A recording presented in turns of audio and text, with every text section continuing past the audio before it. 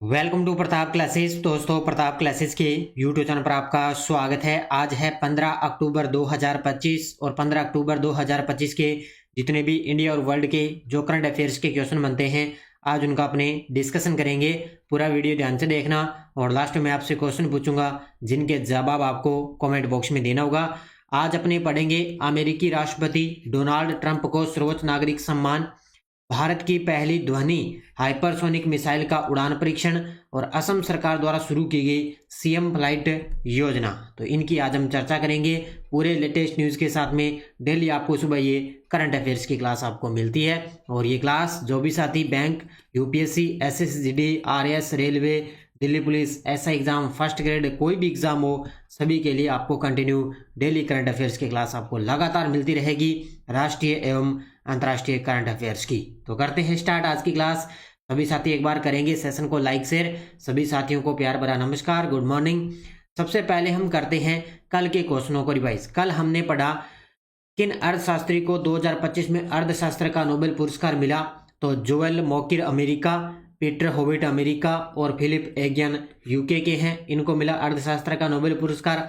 और कल मैंने पूरा आपको अलग से नोबेल पुरस्कार अलग से आपको मैंने करवा दिया। तो आप यूट्यूब पे जाओगे तो वहाँ पे अलग से लगा लेना प्रताप क्लासेस नोबेल पुरस्कार 2025, तो वहाँ पे आपको अलग से पूरी डिटेल मिल जाएगी। 12 अक्टूबर 2025 को निम्न में से कौन सी दो प्रमुख योजनाएं शुरू की गई? पीएम धन धान्य कृषि योजना और मिशन फॉर आत्मनिर्भरता इन पल्सेज। भारत और ऑस्ट्रेलिया संयुक्त सैन्य अभ्यास आस्ट्रा हिंद 2025 का आयोजन किस देश में हो रहा है? ऑस्ट्रेलिया में। 70वें फिल्म फेयर अवार्ड 2025 में सर्वश्रेष्ठ फिल्म का पुरस्कार किस फिल्म को मिला? लापता लेडीज को। सेमीकंडक्टर इनोवेशन म्यूजियम का उद्घाटन कब और कहां किया गया? 12 अक्टूबर 2025 हैदराबाद। संयुक्त राष्ट्र शांति मिशनों में सैनिक योगदान देने वाले देशों का प्रमुख सम्मेलन भारत में कब आयोजित किया जा रहा है? 14 से 16 अक्टूबर 2025।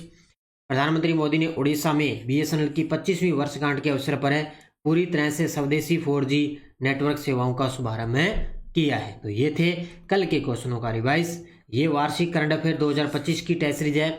इसमें डेली क्लास का test, daily PDF, weekly test और मंथली टेस्ट आपको मिलता है। मंथली टेस्ट मिलता है, मंथली पीडीएफ मिलती है। और 2024 का भी कोई साथी पढ़ना चाहे तो 2024 का करंट भी इसके अंदर उपलब्ध है, टेस्ट उपलब्ध है, जो भी आप अच्छे तरीके से अध्ययन कर सकते हो, पढ़ सकते हो। तो जरूर आप ज्वाइन करें प्रताप क्लासेस का एप्लीकेशन डाउनलोड करके। तो करते हैं स्टार्ट आज की क्लास। देखिए आज की क्लास का पहला प्रश्न आपके सामने 15 अक्टूबर 2025। देखिए, हाल ही में किस विदेशी नेता को इजराइल ने अपना सर्वोच्च नागरिक सम्मान इजरायली राष्ट्रपति पदक देने की घोषणा की है? गजब का प्रश्न है ये। देखो आपके सामने, तो ये है अमेरिका के 47वें राष्ट्रपति हैं डोनाल्ड ट्रंप। वर्तमान में अमेरिका के 47वें राष्ट्रपति हैं डोनाल्ड ट्रंप।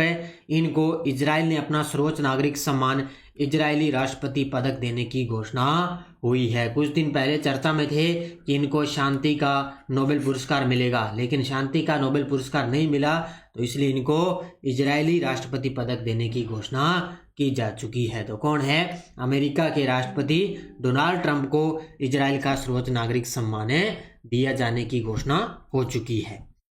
तो इजराइल ने अमेरिकी राष्ट्रपति डोनाल्ड ट्रंप को अपना सर्वोच्च नागरिक सम्मान इजरायली राष्ट्रपति पदक देने की घोषणा की है।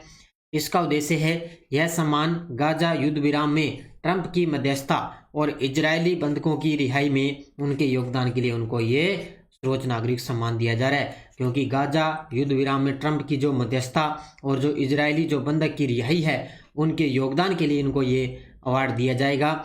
इजरायली राष्ट्रपति इसहाक हरजोंग ट्रंप को ये पदक प्रदान करेंगे। जो इजरायली राष्ट्रपति हैं इसहाक हरजोंग, ये क्या है, डोनाल्ड ट्रंप को ये सम्मान प्रदान करेंगे। तो ये इजराइल का जो राष्ट्रपति पदक सम्मान है वो अमेरिकी राष्ट्रपति डोनाल्ड ट्रंप को दिए जाने की घोषणा की जा चुकी है। भारत की पहली ध्वनि हाइपरसोनिक मिसाइल का उड़ान परीक्षण करने की योजना बना रहा है। भारत की पहली ध्वनि हाइपरसोनिक मिसाइल उड़ान परीक्षण करने की योजना बना रहा है डीआरडीओ, यानी कि रक्षा अनुसंधान और विकास संगठन डीआरडीओ है। वो लगभग 2025 के लास्ट तक, अब तो लास्ट तो आपको पता है थोड़े दिन बचे हैं, तो 2025 के अंत तक क्या है, भारत की पहली ध्वनि हाइपरसोनिक मिसाइल का उड़ान परीक्षण करने की योजना बना रहा है डीआरडीओ। और वर्तमान में डीआरडीओ के अध्यक्ष कौन है, समीर वी कामत, जिनका कार्यकाल कब तक बढ़ा दिया है, मई 2026 तक इनका कार्यकाल बढ़ा भी दिया है। ये भी आपको अच्छे तरीके से याद करना है। देखो, संस्था है रक्षा अनुसंधान विकास संगठन डीआरडीओ, देश की पहली ध्वनि हाइपरसोनिक मिसाइल का उड़ान परीक्षण, समय सीमा 2025 के अंत तक इस परीक्षण करने की योजना बनाई जा रही है। इनकी जो ध्वनि हाइपरसोनिक है ये 2025 के अंत तक परीक्षण की योजना बनाने की पूरी कोशिश है। भारत को हाइपरसोनिक हथियारों का संचालन करने वाले देशों के विशिष्ट क्लब में शामिल करेगा। यानी कि ये महत्व क्या करेगा, हाइपरसोनिक जो हथियार उनका संचालन करने वाले देशों में शामिल होगा। इस क्लब में अमेरिका, रूस और चीन जैसे प्रमुख देश पहले से ही शामिल है। यानी कि अमेरिका है, रूस है, चीन, ये पहले से शामिल है, लेकिन भारत भी इसमें शामिल होने की पूरी जो है कोशिश कर रहा है भी, इसके अंदर भी मैं भी शामिल हो जाऊं। चीन ने दुनिया का पहला दोहरे टावर वाला सौर ताप विद्युत संयंत्र कहाँ चालू किया है, ये देखो आपके सामने तस्वीर के अंदर है। चीन ने दुनिया का पहला दोहरे टावर वाला सौर ताप विद्युत संयंत्र कहाँ पर चालू किया है, तो ये आपको पता है चीन के अंदर कौन सा रेगिस्तान है, गोबी रेगिस्तान। आपने जीके के अंदर पढ़ा होगा चीन के अंदर कौन सा रेगिस्तान है, गोबी रेगिस्तान, जहाँ पे क्या है दुनिया का पहला दोहरे टावर वाला सौर ताप विद्युत संयंत्र स्टार्ट किया जा चुका है। कहाँ पे, चीन के गोबी रेगिस्तान में। तो नई परियोजना, चीन ने गोबी रेगिस्तान में दुनिया का पहला दोहरे टावर वाला सौर ताप विद्युत संयंत्र स्टार्ट किया है। याद रखना, गोबी रेगिस्तान चीन के अंदर। यह संयंत्र तकनीक का एक सस्ता और अधिक कुशल उपयोग प्रस्तुत करता है और इसे और बेहतर बनाने की क्षमता है। यानी कि ये तकनीक है, एक प्रकार का सस्ता और अधिक कुशल उपयोग है ये, और इसको बेहतर बनाने की क्षमता रहेगी। वर्तमान में देखें तो संयुक्त अरब अमीरात में 700 मेगावाट की क्षमता वाली नूर एनर्जी 1 परियोजना सबसे बड़ा संचालित सौर तापीय परिसर है। वर्तमान में तो संयुक्त अरब अमीरात में है 700 मेगावाट की क्षमता वाला नूर एनर्जी 1 परियोजना है, जो सबसे बड़ा संचालित सौर तापीय है। लेकिन यहाँ पे अब क्या है, धीरे धीरे दुनिया का पहला दोहरे टावर वाला जो सौर ताप विद्युत संयंत्र है वो चीन ने गोबी रेगिस्तान में स्टार्ट कर दिया, तो धीरे धीरे ये बन जाएगा। गिटेक्स ग्लोबल 2025 का 45वां संस्करण किस शहर में आयोजित किया जा रहा है, तो गिटेक्स ग्लोबल 2025 का 45वां संस्करण है वो कहाँ पे आयोजित किया जा रहा है, ये चल रहा है अभी 13 से लेकर 17 अक्टूबर तक। तारीख याद रखना, 13 से लेकर 17 अक्टूबर 2025 तक चलेगा। कहाँ पे, दुबई के अंदर। ऑप्शन नंबर सी कहाँ पे चल रहा है, दुबई के अंदर। इस प्रकार के आजकल ज़्यादातर चांस बनते हैं एग्जाम के अंदर ये प्रश्न आ सकता है।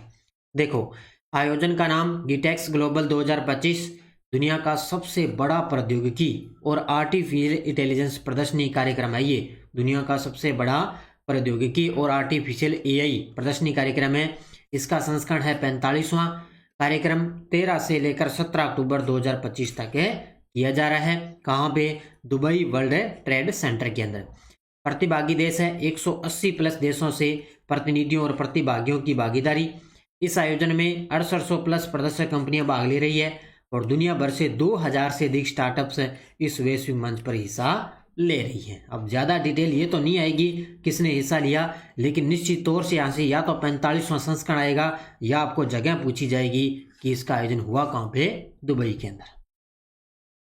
मालदीव ने 2025 तक ट्रिपल एलिमिनेशन का लक्ष्य हासिल किया है, जिसमें 3 बीमारियां शामिल है। ये बीमारियां कौन कौन सी है, ये गजब का प्रश्न है। अभी अच्छे तरीके से दुनिया का पहला ऐसा देश बन चुका है मालदीव, जिसने क्या है, ट्रिपल एलिमिनेशन का लक्ष्य हासिल किया है। तो इसमें 3 बीमारियां हैं। ये 3 बीमारियां कौन कौन सी है, तो इसका उत्तर होगा ऑप्शन नंबर बी। एक तो HIV, एक हेपेटाइटिस बी और एक है सिफिलिस। ये 3 बीमारियां हैं जिसके अंदर मालदीव ने ट्रिपल एलिमिनेशन का लक्ष्य हासिल कर लिया है। तो HIV, हेपेटाइटिस बी और सिफिलिस, तो उत्तर होगा इसका ऑप्शन नंबर बी।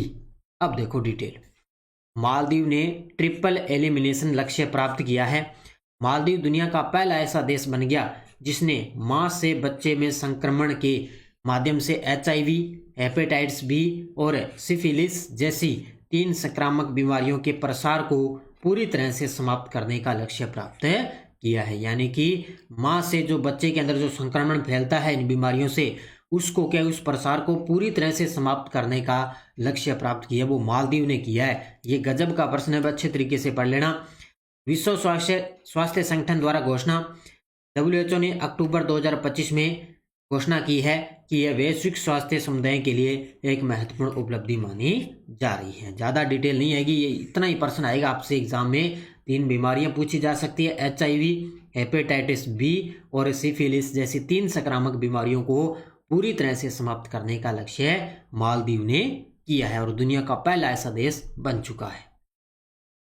किस देश के राष्ट्रपति ने इतिहास में पहली बार प्रशांत महासागर की गहराइयों में लाइव अंडर वाटर इंटरव्यू दिया है? गजब का प्रश्न है। और ये देखो आपके सामने तस्वीर के अंदर प्रशांत महासागर के अंदर देखो इन्होंने अपना लाइव अंडर वाटर इंटरव्यू दिया है। ये देखो इंटरव्यू लाइव दिया इन्होंने। इस प्रकार महासागर के अंदर ये चीजें हैं प्रशांत महासागर में। तो किस देश के राष्ट्रपति? पलाऊ के। ऑप्शन नंबर सी होगा इसका करेक्ट आंसर। पलाऊ के जो राष्ट्रपति है उन्होंने इतिहास में पहली बार प्रशांत महासागर की गहराइयों में लाइव अंडर वाटर इंटरव्यू दिया है।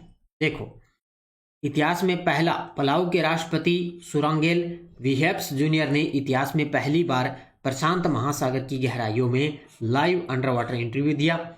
यह अनूठा इंटरव्यू प्रशांत महासागर में आयोजित किया गया। इस इंटरव्यू के प्रसारण के लिए लाईफाई तकनीक का उपयोग किया गया। एक तो वाईफाई होता है, एक लाईफाई अलग होता है, ठीक है। लाईफाई तकनीक पारंपरिक रेडियो तरंगों की जगह प्रकाश के माध्यम से डेटा संचारित करती है। यानी कि लाईफाई जो तकनीक है ना, वो रेडियो तरंगों की जगह प्रकाश के माध्यम से डेटा संचालित करती है। तो ये इतिहास के अंदर पहली बार ऐसा हुआ है कि प्रशांत महासागर की गहराइयों में लाइव अंडर वाटर इंटरव्यू दिया गया है। किसने? पलाऊ के राष्ट्रपति ने। अगला देखो, मेटा प्लेटफॉर्म ने अपनी अरबों डॉलर की अंडरसी केबल परियोजना वाटरवर्थ के भारत चरण के लिए कौन से 2 शहरों को लैंडिंग स्थल के रूप में चुना है? ये वैसे तो मैंने आपको, ये वाटरवर्थ है, ये पहले मैंने आपको अच्छे तरीके से करवाया है, ठीक है। तो मेटा प्लेटफॉर्म ने अपनी अरबों डॉलर की अंडरसी केबल परियोजना है वाटरवर्थ, तो ये भारत चरण के लिए 2 शहरों को लैंडिंग स्थल के रूप में चुना। कौन कौन से हैं? मुंबई और विशाखापट्टनम। उत्तर होगा इसका ऑप्शन नंबर बी, मुंबई और विशाखापट्टनम। तो प्रत्येक परियोजना का नाम, मेटा प्लेटफॉर्म की अंडरसी केबल परियोजना का नाम है वाटरवर्थ। क्या नाम है इसका? वाटरवर्थ। भारत में लैंडिंग स्थल, मेटा ने अपनी अंडरसी केबल परियोजना के भारत चरण के लिए मुंबई और विशाखापट्टनम को लैंडिंग स्थल के रूप में चुना है। ये पूछा जा सकता है भी कौन से शहर थे? मुंबई और विशाखापट्टनम। मेटा प्लेटफॉर्म के स्वामित्व में फेसबुक, इंस्टाग्राम और व्हाट्सएप जैसे सोशल मीडिया प्लेटफॉर्म्स आते हैं, ये आप जानते हो।